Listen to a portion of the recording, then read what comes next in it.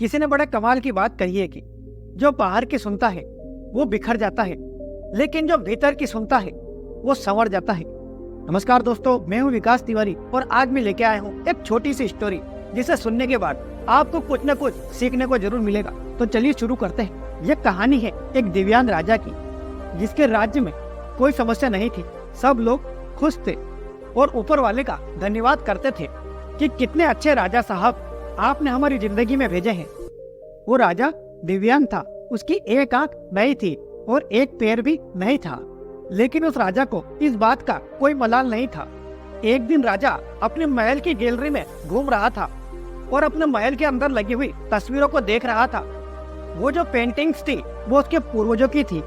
उसके पिताजी, उसके पिताजी के पिताजी और उसके पिताजी के पिताजी के पिताजी, यानी उसके परदादाजी उनकी तस्वीरें थी। राजा घूमते घूमते उन पेंटिंग्स को निहारते हुए सोच रहा था कि कितने शूरवीर खानदान में मुझे जन्म लेने का मौका मिला है। ऊपर वाले का धन्यवाद है कि मेरे पिताजी शूरवीर थे और उनके पिताजी भी शूरवीर थे। लेकिन जब उसने आखिरी पेंटिंग को देखा और उसके पास उसने खाली जगह को देखा तो बहुत गहरी चिंता में पड़ गया। उसे मालूम था कि यहाँ जो पेंटिंग लगने वाली है वो उसकी ही तस्वीर लगने वाली है। उसे इस बात की चिंता नहीं थी कि वो मरने वाला है या मर जाएगा, क्योंकि मरना तो एक दिन सभी को है।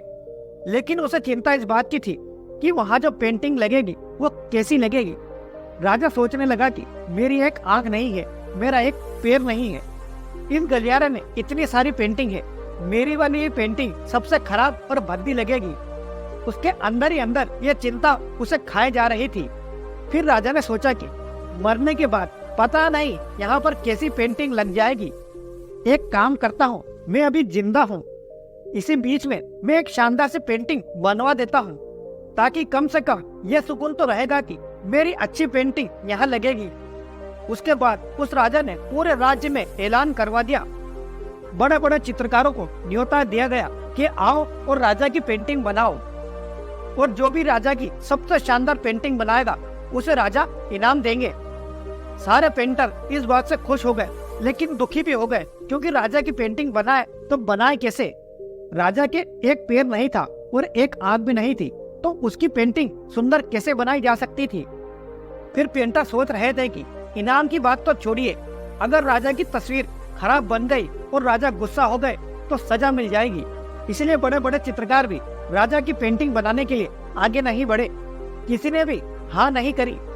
तभी एक लड़का जिसकी उम्र लगभग 24-25 वर्ष होगी वो आगे बढ़ा और उसने कहा कि राजा की पेंटिंग मैं बनाऊंगा।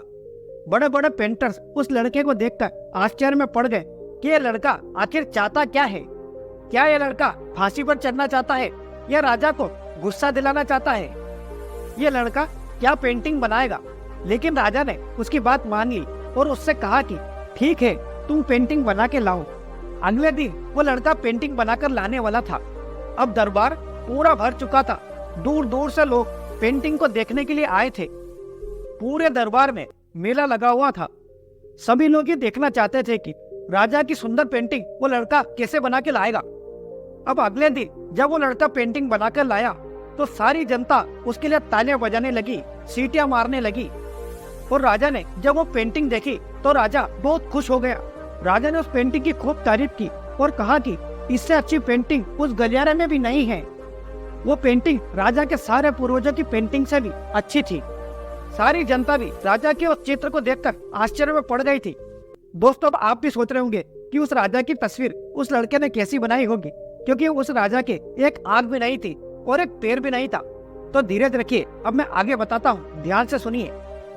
उस लड़के ने उस राजा को एक घोड़े पर सवार दिखाया था।